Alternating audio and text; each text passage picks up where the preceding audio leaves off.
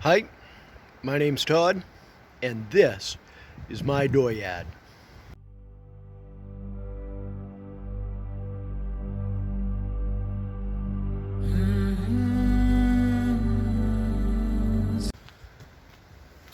All right, so I'm gonna get. There we go. A little stool that you can sit on. Okay, it's a balmy 45 degrees and 35 mile an hour winds out of the north, so it's a little chilly today. Yeah. I wanted to tell a story that sums up with buy the right tools, they're cheap and safer. Removing brake shoes. If they're an older shoe, they may have asbestos in them. This is bad stuff. I shouldn't have to tell you, but use water to keep the dust down. These are relatively new shoes, even though they're still a riveted on shoe. We ain't gonna worry about it. But a friend of a friend, a guy that I know,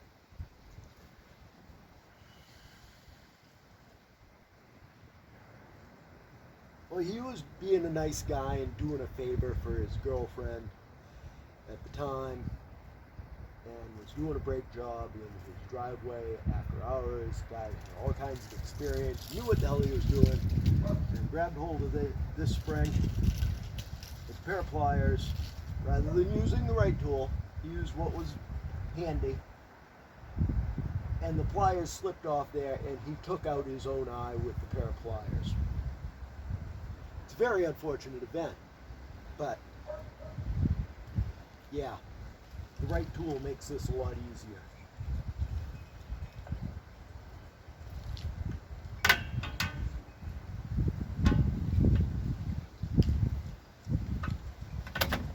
And safer.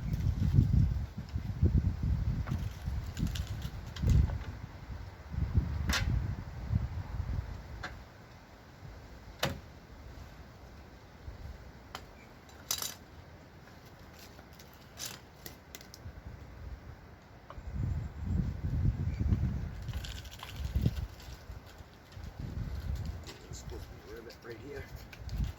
Where am I finding it? Right there.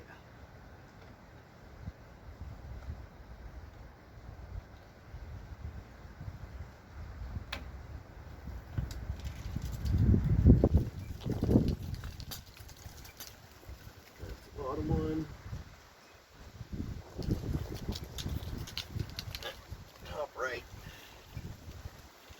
I'm a little concerned about what that little tab might be.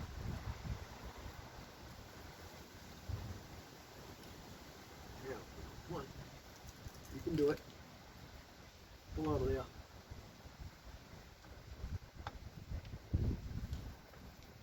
Okay, now we'll get a knot here pretty soon. Next time around, before we take these all the way off, this adjuster does turn. Okay. See, and they build a tool for this too, but I don't know. I ain't got one of them. So I'm using the tools that I have on hand. Just as the story I just told advised against. So let's see what we get here. Oh yeah, we get that depressed.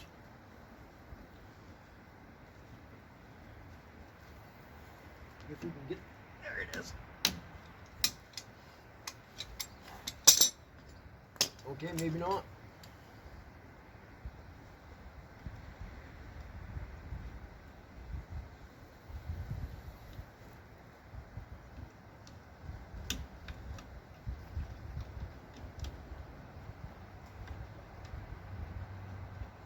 Okay, that's all broken free.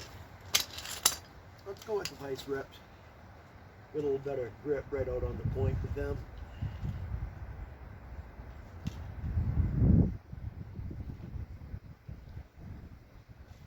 Ain't got a grip it had, just gotta be able to push on it.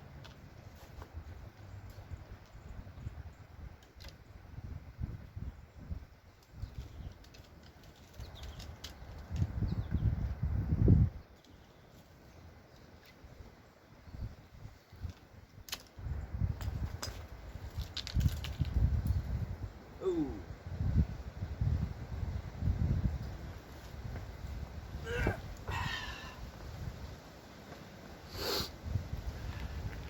Can you see that?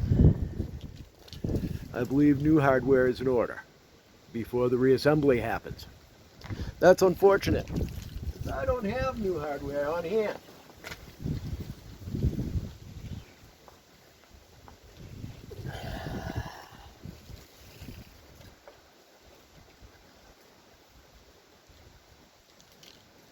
There's the forward shoe. That pin's pretty scaly too. Let's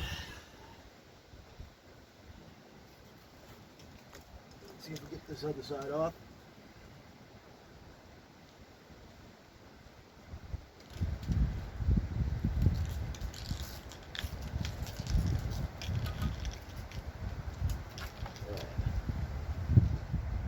This one's broken too.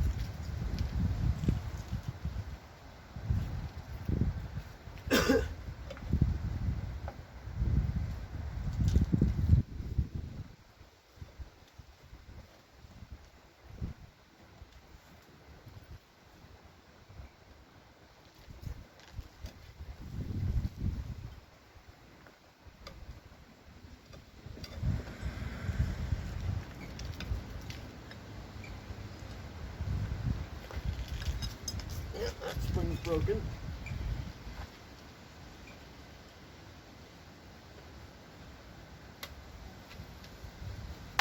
And there's the rear shoe. Now maybe we can get this off, yeah. There we go. Let's see what the hell I was doing. That come off, no problem. Alright. This is pretty scaly, nasty in here. I wanted to get them e-brake cables right out of there. That might be I'm going to need a punch, a hammer. That's pretty scaly, nasty in there. Yeah.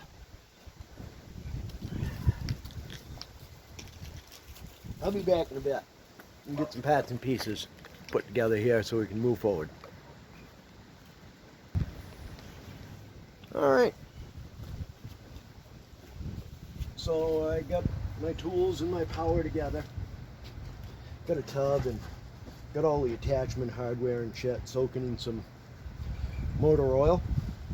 I find that's the best remover there is. Oh, that weren't good. That's okay. That'll wind up in there anyway. Oh, I need different gloves. Hold on.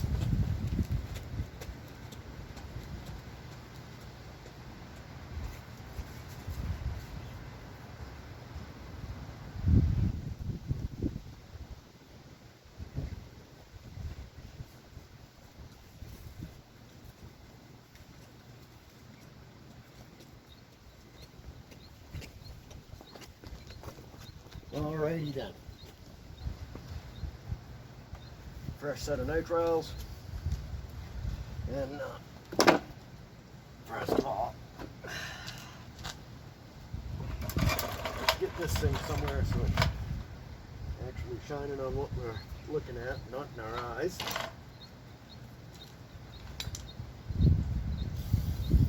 Let's see what we're working with here. Oh, that's pretty fucking scaly. That's shitty, but I think it's solid.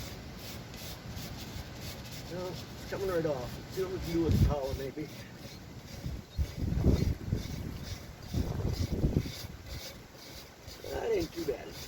lot of like gooey brake dust. And you see where the oh Jesus, those look brand new.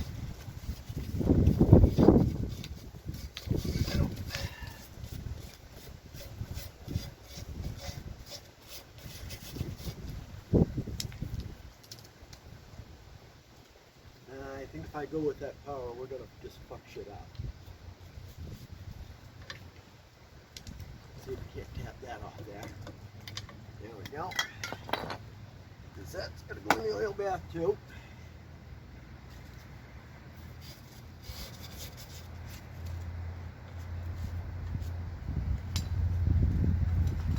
I didn't bring out like a screwdriver, did I? I get this little probe. Dig all that shit out of there. So we pull them seals back. See what we got going on here. I mean, these are moving around, so that's a good sign.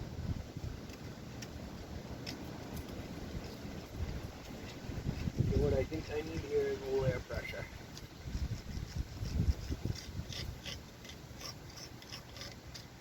That's weird. I've never seen shit rust break this way. It's like big pimples stick out. But it's mixed with this. Oh, whatever the hell that shitty ass stuff is. It's just yummy. Clean it all up. And it's not coming off too difficult. What I think I need a small scraper. It still works pretty good here. Although this curve is working real good inside that lip. Yep, we'll just keep worrying away at this. We'll bring you back and we'll get a little bit cleaner. And let you take a look. How's that sound? Alright, here we are with the backing plate pretty well stripped clear. Except I still got to get the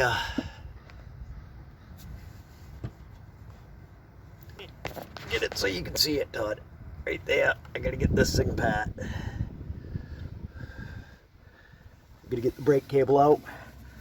So that's gonna get replaced. That rubber line back there that you can't see. Maybe if I shine a light on it. That rubber line back in there. I gotta get that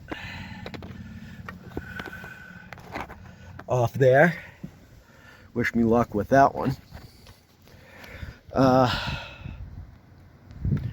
Okay, so obviously I'm gonna need to order some parts, so this is gonna have to wait until those parts come in for reassembly. I was debating taking that axle out and then I get the backing plate out. How these Fords work is you spin this to the hole and you can see the light shining on the nut right there, and you spin the axle and you put that hole right over that nut right there. There's two on the other side, and that it holds the retaining plate for the bearing, and that whole axle will slide right out of there with this bearing retainer attached. And then I get this backing plate off, and then I could, you know, actually get it cleaned up, get all that friggin' brake fluid off there, and yeah. Question is, do I get the other side to this point as well so that when my new parts show up I can just bang it on, or do I leave the other side alone so that it's a reference for this side, maybe pop that rubber line off, because there's no question how that goes. That is something I'm not looking forward to, but here we are. I think I'm going to leave that on there. I don't think I'm going to take that axle out. That's just insane. That's more work than I need, and if it ain't broke, don't fix it. I don't need to go looking for more problems. If the problems show up, I'll fix them as they come, but I don't think I'm going to take that retaining backer off there. Let me get these screwed the rest of the way on, just so they don't. I don't accidentally bump them and send them flying and then they're lost and gone until they show up in somebody's tire making it flat. Wouldn't that be awesome? Oh yeah, love it when that happens. All right, so yeah, I'm gonna leave the other side as a reference for this one, I think. And now that I got it all taken apart, I know what I'm looking for. I'm gonna make some parts orders, and over the next few days, I guess we'll pick away at this and see if we can't get it, you know, at least somewhat okay. We'll leave that dripping right there into that little catch can. Looks like I'm hitting it pretty good. Although you never know with this wind, it'll push that drip 2 feet. All right. Wish me luck. It's a lot of hard fucking grinding and cleaning, and I don't know if you guys can see that at all, but the pitting, it's not pitting, it's like pimpling. It's all on the surface, but it's adhered pretty good. But we'll elbow grease to take it off. Okay, right, so after some searching, it appears our T-Bird rear brake fun has come to a screeching woe up on parts availability. Let's move that light away from there. Shut it off. All right. So we're gonna let that sit for a little while, and I guess next on the Doyad, we got a little side project. We're gonna put a fresh headlight in my daily Subaru. Woohoo! All right. Fortunately, this ain't my first rodeo on this. It's that's right. I'm gonna unplug this first.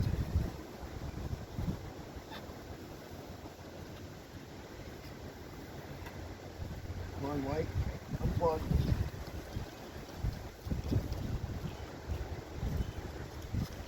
There we go. We'll keep her out. And then, yeah, she's smoked.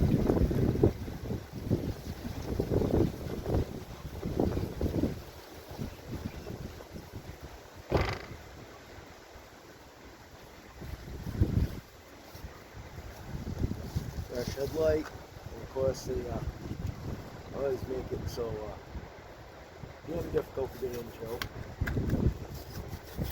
There we go. You want to be careful not to touch the actual bulb.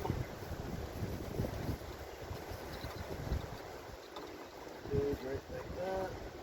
Keeper spring comes down, traps it. Plug it back in.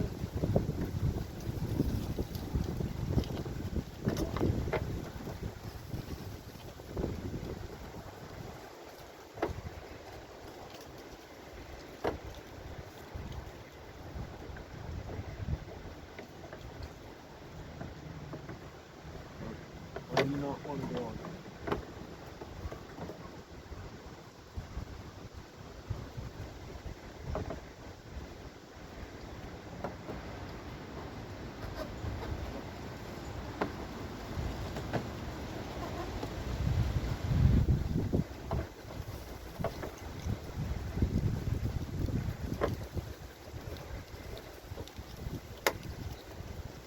There's that.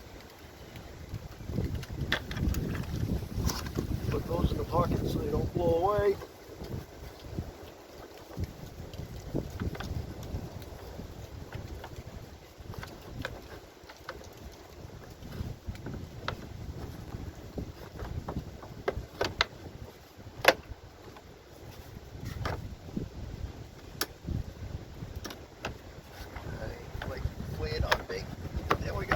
Just like that.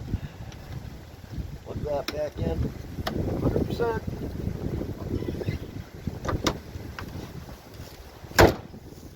Well, that was easy. Yep. So I guess I'll worry away at that backing plate a little bit more, and yeah, maybe I'll poke away at some of these components. I'm I might have to wind up junkyarding it for figure out other stuff to get done there. That might be junkyard, go find it. We'll just let that brake system keep on bleeding into that bucket. Eventually she'll drip dry. I'll get that rubber line swapped out back there. That shouldn't be too bad.